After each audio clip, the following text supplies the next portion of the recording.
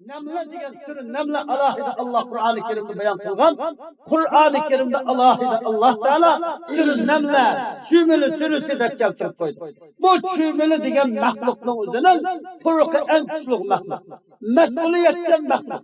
Allah Qur'oni Karimning o'zida mushu chumili surisining o'zida bir voqelikning o'zini bayon qilish orqali sizlar bizlarni shu chumilining ruhidan o'g'ilishga, mas'uliyat tuyg'usi bilan yashashga Allah Taala Qur'oni Karimda chaqirib Hazreti Süleyman aleyhisselam koşullarını o'zini ergashtirib, Süleyman aleyhisselam bir vadi çölde ketayotgan vaqtida chumililar qattiq urullashgan bir rayondan ash otliq qo'shin kelgan vaqtida vaqalat namlatun ya ayyatuhan namlatu udkhulu masakinakum ya ayyuhan namlu udkhulu masakinakum aşağıda bir alı aşındak kişi başka chumilidir birisi onu digiz yaga chiqib ey chumililar başka chumililar derhal uvanlığı kikitinglar Sildi Süleyman ve onun atlı koşullarının başka destekletmesin tuvaklardan desilip ketmenglar sizlar derhal uvanlığı kikitinglar deb nayta qattiq to'g'layotganligini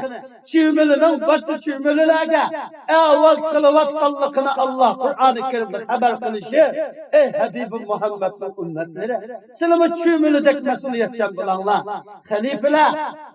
xalifalar emirlar oila boshliqlari her bir yurtning möteverleri her bir imom hatiblar o'zinglarning qo'l ostidagi qurollarga qo'l ostidagi jamoatlarga qo'l ostida xo'sh deb turayotgan balalarga xotinlarga mas'ul bo'linglar xuddi chumililar o'zining boshqa chumililarni Süleyman aleyhissalatu vesselamning tuvaqida orqali tashlab ketmanglar deb mas'ul bo'lib hammani o'zini chaqirgandek sizlar Xudoning diniga chaqiringlar mas'uliyatchan bo'linglar davlatga kuyab ketmasin Xudoning jazosi uchrab ketmasin sizlar ashi chumilining ruhidan o'g'ilib Allah tabaraka va taolo topshirgan vazifani chumili ijro qilgandek sizlar hammanglar Xudo taolo topshirgan mas'uliyat tuyg'usi bilan yashanglar hammanglar qo'l ostinglardagi odamlarning o'ziga hushyor bo'lib ashuni o'zini sizga Xudo omonat deb topshirgan ekan ashu omonatning huddisidan chiqinglar da'vatida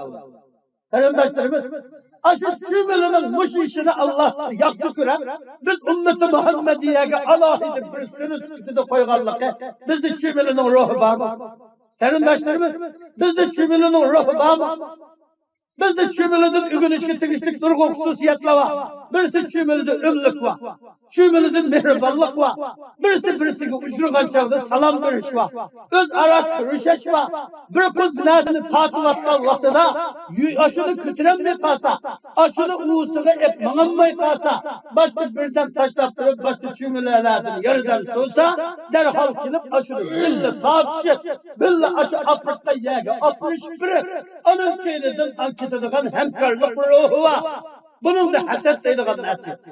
Sizlar biz mo'min musulmonlarning ichida chumilichilik yo'q. Chumilichilik hamkorlik yo'q. Birisi ishini buzyapti. Birsimizga hamkorlik ashuni qilyapti. Shunday hamkorlik yo'q. Birsimizga hasad qilyapti. Chumiliga qarang. Birisi menga ta'sib etsa, unga ta'tilgan ish yo'q. Hammasi o'rtaq birlikda, birisi ishqon, birisi tatqon, birisi so'ragan. Ashunday qilib o'zaro o'rtoqlashib, hamkorlashib, ashunday opiradigan yerga opiradi. Ma bizning ahvolimiz chumilidan xatarlik. Haridan xatarlik. Qarindoshlarimiz Şuna Allah Azze ve Celle Kur'an-ı Kerim'de alohida bu surani keltirib qo'yishidagi sabab shu. Yana boshqa chumililarning o'zininki ahvoliga qarasangiz bu ajib shaylarning o'zi.